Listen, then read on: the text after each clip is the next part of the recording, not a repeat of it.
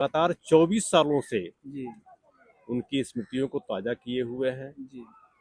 यह पुनीत कार्य है, इससे हम लोगों को प्रेरणा लेनी चाहिए। दीपक द्विवेदी जी खुद ऐसा आयोजन कराकर अपना एक अलग पहचान बनाने का कार्य किए हैं और सामाजिक स्तर पर यह भी लगातार चलते रहते हैं, समाज में बने रहते हैं। हमको लगता है कि ये भी हर तरह जो भी गरीब उनका चिकित्सक रहते हुए उन्होंने गोड़रिया में हमारी 15 एकड़ जमीन थी और वहाँ शिक्षा का बहुत अभाव था। आज के 40 वर्ष पूर्व उस समय उन्होंने इंटर कॉलेज सेवा से बढ़कर के धरती पर कोई धर्म नहीं है, ये हमारे सारे शास्त्र कहते हैं। और इस पुनीत काम को दीपक दीदी चरितार्थ कर रहे हैं। मैं ऐसे सभी व्यक्ति से कहता हूँ, बच्चों को पढ़ा लिखा कर कहीं थाना अध्यक्ष बनवाया और कहीं सीओ बनवाया और तमाम अच्छे पदों पे उनके बच्चे काफी तादाद में वितरण हो रहा है कम्बल। नमस्कार, मैं शत्रुघ्न कुमार। हमारी मौजूदगी भाईनगर विधानसभा क्षेत्र के जौरा में है। मैं आपको बता दूं, श्रीमती सावित्री देवी महिला विद्यालय के प्रांगण में आज काफी तादाद में कम्बल वितरण हो रहा है। मैं आपको बता दूं कि आज स्वर्गीय डॉक्टर उदय नारायण द्विवेदी जी की 24वीं पुण्यतिथि के उपलक्ष्य में आज काफी तादाद में आप देख सकते हैं यहाँ पे लोग और महिलाएं, बड़े बुजुर्ग मौजूद हैं, जिनको लगातार दीपक द्विवेदी जी के द्वारा इस ग्राउंड में के भीतर कंबल वितरण किया जाएगा। लेकिन मैं आपको बता दूं, ये कंबल वितरण का सिलसिला लगातार काफी विगत वर्षों से चल रहा है। आइए यहाँ के तमाम जो यहाँ के मुख्य अतिथि के रूप में जो लोग यहाँ पहुंच रहे हैं उनसे जुड़ते हैं और सबसे बारी बारी से जान लेते हैं कि आज 24वीं पुण्यतिथि के उपलक्ष्य में उनका इसके विषय में क्या कहना है। कहेंगे आज जो 24वीं पुण्यतिथि पे डॉक्टर उदय नारायण द्विवेदी जी के बारे में।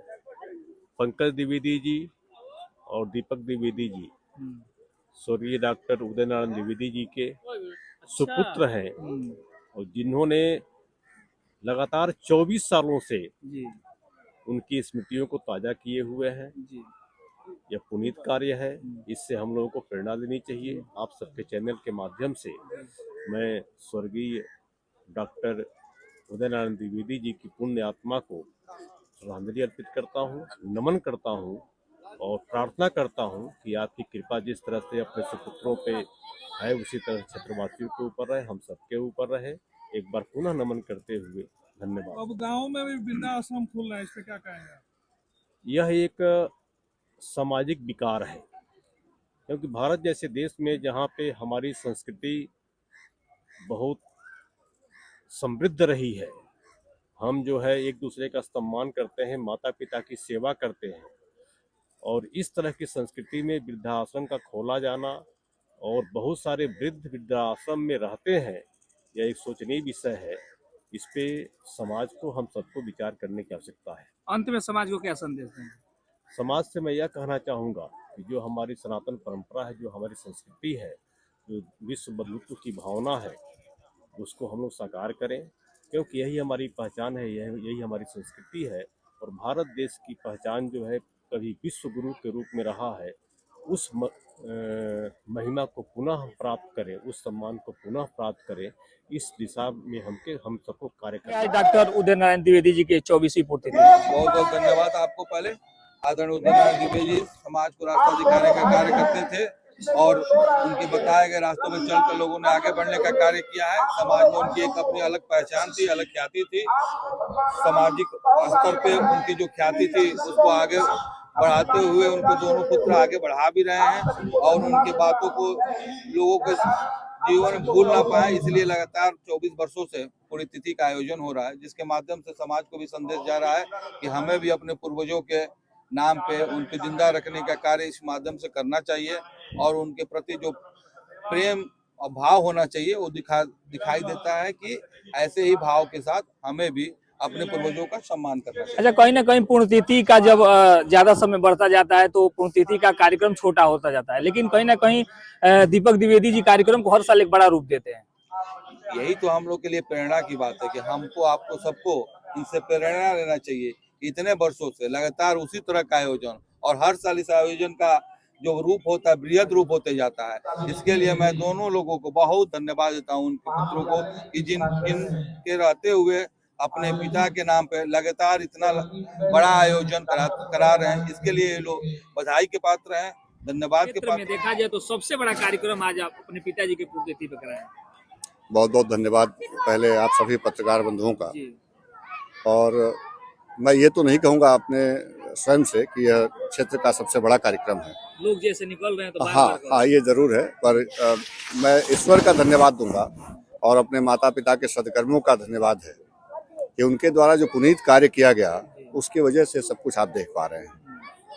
अभी तमाम काफी संख्या में देख रहा हूँ महिलाएं बड़े बुजुर्ग भोजन भी कर रहे हैं। ये प्रत्येक वर्ष विगत 24 वर्षों से होता आ रहा है। क्या आने वाले समय में इससे भी बड़ा रूप धारण करेगा? निश्चित तौर पे ये हम दोनों भाइयों ने निश्चय कर रखा है कि जब तक जीवन है और हम लोग इस धराधाम पे हैं तब तक अपने जीवन पर्यंत इसको निरंतर आगे बढ़ाने का काम करेंगे। सबका किसी न किसी कार्यक्रम के पीछे एक उद्देश्य रहता है, तो आपका क्या उद्देश्य? हमारा एकमात्र उद्देश्य है, हमारे पिता जो है जाति धर्म और सीमाओं में बंधने वाले व्यक्ति नहीं थे। उनका व्यक्तित्व असीमित था। किसी धर्म को लेकर वो बहुत एक तरफा बयानबाजी नहीं थी उनकी, और हिंदू मुस्लिम सभी धर्मों का उन्होंने समान सद्भाव रखा और वही प्रेरणा उन्होंने हम दोनों भाइयों को दी। तो समाज में हम लोगों की तरफ से यह हर संभव प्रयास किया जाता है कि बिना किसी भेदभाव के सभी उन अंतिम पंक्ति में खड़े व्यक्ति का जो भी संभव मदद हो सके हम दोनों भाई कर सके। अच्छा, समाज में उन पिता के बच्चों के लिए क्या करेंगे जो इस तरह कार्यक्रम अपने पिता के लिए नहीं करा पाते? देखिए, मैं उनको बस यही कहना चाहूँगा कि हो सकता है कि वो आर्थिक रूप से इतने सबल सक्षम उनको भगवान ने न बनाया हो, पर वो प्रयास करें। नहीं 2000, 5000, 10,000 कंबल बांट सकते हैं, नहीं 10,000 लोगों को भोजन करा सकते हैं, तो कम से कम 2 लोगों को, 1 लोगों को, 5 लोगों को, जितनी सक्षमता नारायण ने दी हो उतने ही लोगों का वो संभव प्रयास करके उतने लोगों का सम्मान करें और एक समाज में संदेश दें कि हम जिस पिता ने हमें पैदा किया, जिस पिता ने हमारे लिए छोटी या बड़ी जो भी संपत्ति छोड़ी है, उनके प्रति हम ऋणी हैं। ये संदेश समाज को जाना चाहिए। जैसे कि आपके पिताजी चिकित्सक थे। हाँ, हमारे पिता चिकित्सक भी थे। गरीबों के प्रति व्यवस्थाएं देखी जा रही हैं। जी जी। और शिक्षा के प्रति भी देखा जा रहा है जी। तो चिकित्सा के क्षेत्र में योगदान के प्रति क्या? मैं आपको थोड़ा सा विस्तार से बताऊं। मेरे पिता चिकित्सक रहते हुए उन्होंने गोड़रिया में, हमारी 15 एकड़ जमीन थी और वहाँ शिक्षा का बहुत अभाव था। आज के 40 वर्ष पूर्व उस समय उन्होंने इंटर कॉलेज बनवाया और मुफ्त शिक्षा का अभियान शुरू किया। वहाँ के तमाम जो क्रिमिनल एक्टिविटीज़ में इन्वॉल्व लोग थे उनके बच्चों को पढ़ा लिखा कर कहीं थाना अध्यक्ष बनवाया और कहीं सीओ बनवाया और तमाम अच्छे पदों पे उनके बच्चे पदस्थ हैं। आज जो है अच्छे पदों पे वो हैं। रही बात शिक्षा की, तो शिक्षा के जगत में आपको बता दूं कि इस पूरे इलाके में, इवन दोनों जनपदों में हमारे, अब जैसे पहले देवरिया जनपद हुआ करता था, आज कुशीनगर और देवरिया 2 जनपद है। दोनों जनपदों में बहुतायत संख्या में उस समय जो गरीबी चरम सीमा पर थी, तो मुफ्त में इलाज क्या करते थे वो। आप तो अपने पिताजी की याद में इतना शानदार आयोजन करा रहा है और कुछ युवा है अपने माता पिता को वृद्धाश्रम पहुंचा दे रहा है, तो उन युवाओं को क्या संदेश देना? बहुत खेद है और मैं उन सभी भाइयों से कहूँगा कि सबसे पहले किसी भी व्यक्ति को अपने माता पिता को का सम्मान करना चाहिए और भगवान से भी पहले यदि कुछ उपभोग की वस्तु देनी चाहिए या चढ़ाना चाहिए तो अपने माता पिता को चढ़ाना चाहिए। उन सभी भाइयों से मेरा करबद्ध निवेदन है कि ऐसा पुनीत कार्य उनको भी करना चाहिए कि अपने माता पिता के नाम पर, अपने माता पिता के लिए ही जीवन जिए। उससे उनका उत्थान होगा, जैसे हम दोनों भाइयों का उत्थान होता है, हम इसका अनुभव कर पा रहे हैं। अंत में समाज के लिए क्या संदेश देना चाहेंगे? बस समाज को संदेश देने की स्थिति में हम तो नहीं हैं, पर हम समाज से यही निवेदन करेंगे कि जितने भी युवा पीढ़ी है, जो भी युवा पीढ़ी है, वो अपने माता पिता का विशेष ध्यान रखे और अपने हर संबंध का निर्वहन बखूबी निभाए। डॉक्टर स्वर्गीय उदयनारायण द्विवेदी जी के 24वें पुण्यतिथि के अवसर पर आज मैं यहाँ उपस्थित हूँ। सबसे पहले तो मैं उनको अपने तरफ से भावभीनी श्रद्धांजलि अर्पित करता हूँ और कामना करता हूँ कि उनके दोनों पुत्र जिस मनोयोग से इस क्षेत्र में सामाजिक कार्य करते रहते हैं और सामाजिक गतिविधियों में अपना योगदान देते हैं, ये लोग और उत्तरोत्तर आगे बढ़ें और जो इनकी पहचान इस क्षेत्र में एक सामाजिक कार्यकर्ता के रूप में और भारतीय जनता पार्टी के कार्यकर्ता के रूप में ये लोग और यशस्वी हो, परिवार और आगे बढ़े, ये मेरी सद्भावना है। दीपक द्विवेदी जी आज देख रहा हूँ काफी तादाद में कंबल वितरण करा रहे हैं। मैं पिछले 4 वर्षों से यहाँ पर आता हूँ, स्वर्गीय उदय नारायण द्विवेदी जी के पुण्यतिथि के अवसर पर, और हर बार का कार्यक्रम पिछले साल से बड़ा होता है। ये बहुत ही खुशी की बात है। इस क्षेत्र के गरीबों के लिए, असहायों के लिए, जो एक भारतीय जनता पार्टी का सपना है अंत्योदय का विकास करने का, उस मार्ग पर चलते हुए और इस क्षेत्र के जरूरतमंदों को हजारों की संख्या में कमल बांटते हैं, ये बहुत ही पुनीत काम है। इसके लिए मैं इनको धन्यवाद देता हूँ। समाज में ऐसे अच्छे कार्य के लिए समाज के लोगों को क्या संदेश है? हमारे रामचरितमानस में तुलसीदास ने लिखा है, परहित सरिस धर्म नहीं भाई, पर पीड़ा सब नहीं अधमाई।